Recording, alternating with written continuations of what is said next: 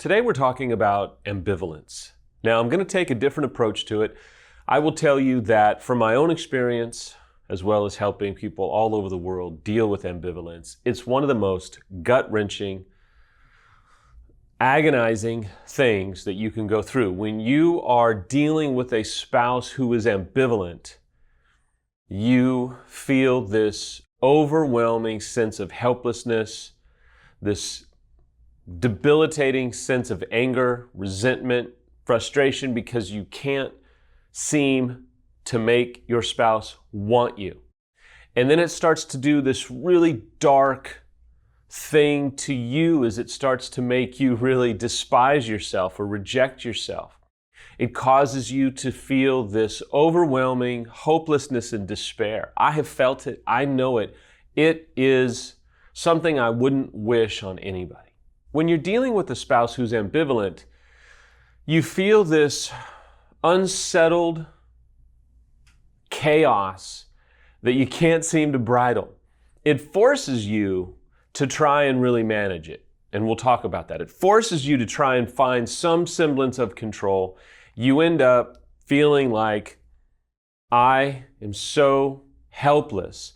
And then you start to really kind of doubt, maybe I'm not worth wanting, right? Then you go through all that. If you are the ambivalent one, there is a part of you that feels like, man, I feel so bad for what I'm doing to my spouse, but I'm just not sure. Unfaithful or betrayed. And when your heart is pure and you're ambivalent, you have this sense of, man, I don't want to hurt them, but yet I'm not sure that I can stay here. And I don't know if I want to stay here. And I'm helpless and I'm confused and I don't understand what I'm feeling. If your heart's not pure and you're using ambivalence as an excuse to wound or hurt or keep your spouse at bay, and you're just kind of using it to manipulate them, it doesn't help. It's diabolical. It is abusive. And that's a strong word. But when your heart is simply to manipulate, I'm just telling you, your betrayed spouse is going to suffer damage deep inside in the deep caverns of their identity, their being, their psychological makeup. It is wounding. I hope, I pray, I appeal to you to stop doing that because it is not going to fare well for them, possibly for decades. But I want to tell you that ambivalence is actually part of the process. Ambivalence is also part of human nature. We want them, we don't want them. I really want this marriage. I don't know that I want this marriage. When you understand that ambivalence is actually a normal part of humanity, it's a normal part of the process, it kind of helps you go, really, it is. Yes, it is absolutely normal to be ambivalent, whether you're unfaithful or whether you're betrayed. We as human beings are so fickle, are so ambivalent about things that, sure, we're talking about food or maybe a car or this or that, but when you boil it down to just humanity, we are ambivalent people. And when you're dealing with ambivalence within the confines of post-disclosure, it can actually be a good thing. And you may say, Sam, how could that be a good thing? Well, number one, you have to embrace it because if you keep rejecting it, if you keep running from it, if you keep living in denial, it's going to eat you alive. But it can be a positive because it helps you understand, why do I want to be here, or why do I want to be gone?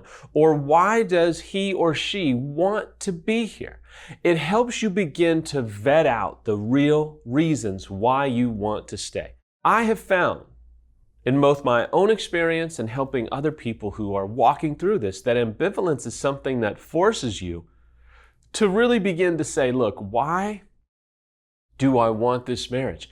And you can begin to identify reasons that are built upon truth, built upon desire, built upon future, built upon the best wishes that you have, maybe for your kids, maybe for yourself, maybe for the other party, maybe for the entirety of all that you're facing. You begin to look at it and say, why do I want to be here, or why do I want to divorce?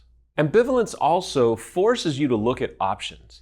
Because when you begin to very humbly, very carefully, even regrettably, look at divorce as an option, you begin to say, how is this going to impact my kids? How is this going to impact my life? Holidays, assets, financials. How is this going to affect me? And how is it going to affect my kids if you have them? Or how's it going to affect my spouse? Even though I'm not making the decision for them, I'm making the decision for me. It is still going to have a ripple effect across every area of your life. Here's some more good news about ambivalence. It's not, oh my gosh, he or she, or I'm ambivalent. The winning part of it is, what are you going to do now? The way out of ambivalence is the work that you do. To think that ambivalence is futile and that it just pushes you to this hopelessness and this despair that makes you want to just throw your hands up and just quit or rage or get angry or just curl yourself up in the fetal position. Those aren't the answers. The answers for the ambivalent one and for the one that wants the relationship is, what work are we going to do? Because the way out is to actually do work to help you begin to look at options, to help you begin to not make a decision based upon emotion, based upon feelings, based upon past wounds, based upon anger, based upon how things look right now. Those are not the reasons to make any decisions when you are in an incredibly ambivalent state. When you are trapped in this sense of ambivalence, we can lash out, we can get angry, we can push people away. And that's another thing about ambivalence. It's so tough when you are the ambivalent one and you want to reach out for your spouse, but then you want to push them away, and then you engage them, and then you pull back. And if you are the one who is on the other side, it's exhausting, it's confusing, it's hurtful. You just feel this. They want me, they don't want me. They're close to me, they don't want to be close to me. They are enjoying my time, they can't stand to be around me, right? And it just messes with you. And so it's vital, especially if you're the ambivalent one. This is bigger than you. You're not going to fix this on your own. Please embrace that truth. Please embrace that fact.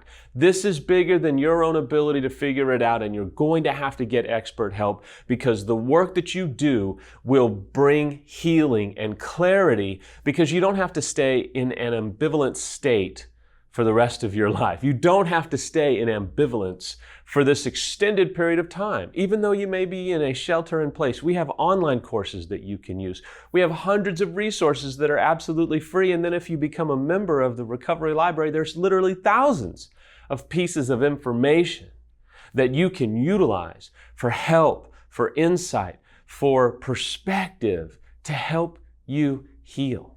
Here's some practical things that you can do to help you move through ambivalence, because hopefully you're moving through it, not staying stuck in it. Number one, as I've already said, get expert help. Stop thinking that you can do this on your own. Stop thinking that you have the answers. You don't. And you're not going to find the answers in yourself because of the fact that you are so ambivalent. And it's okay to be ambivalent. It's not okay to stay ambivalent. Number two is get serious about where you're at. I think there's an important variable where what you tolerate, you cannot change. And if you keep tolerating this ambivalence, listen, there are human lives at stake. If you don't have kids, it's you and your spouse. Those lives are vital. You still have so much time ahead of you as a human being. One of the most loving, one of the most kind things that you can do is say, let's do work and let's find out where we want to be. Let's not live like this forever. Let's, number three, set a date far out, typically between 9 and 12 months. If you've already been doing this for a long period of time, then perhaps maybe 6 months. But to set a date and not do work, again, is futile. But if you can set a date somewhere between typically 9 and 12 months and get expert help and use that help, I think that you will find some genuine clarity and some genuine peace of mind. But you will not do it with just some haphazard, kind of check the box, read a couple of articles, read a couple of books, and just kind of blah, blah, blah. That's not going to bring healing.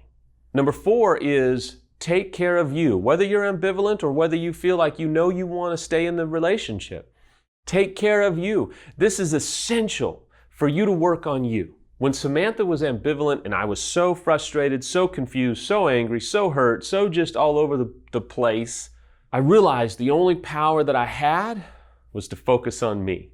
The only power that I had was to find out What's going on inside of me? What is this producing in me? Sure, I could have lashed out and, Samantha. But eventually, Rick and my other mentor helped me get to the point where they said, well, what power do you have? And I said, well, I can't make her want me. The more I make her or try and make her want me, the more it seems to push her away. And they both nodded their heads. The power that I found, the empowerment, the confidence, the security was I realized, you know what, all I can do is work on me and heal me and become a better me and stop. And finally, my fifth point is push up against denial. What are you maybe in denial about? Whether you're ambivalent or whether you are on the other side. You all have your own sense of denial. Maybe you're in denial that you actually have some issues that are creating conflict in the way you see your spouse, the way you see the world, the way you see yourself. Maybe you're having to embrace the fact that you're not as in control as you thought you were. As we say goodbye today, please stay safe. Please take care of yourself. Please know that you're not as alone as you probably feel. Reach out.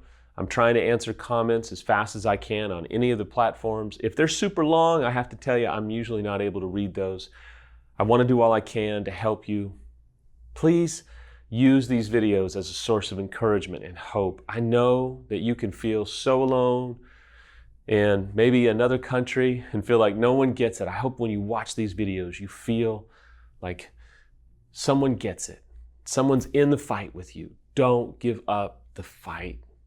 Don't give up the fight to protect yourself, to heal yourself.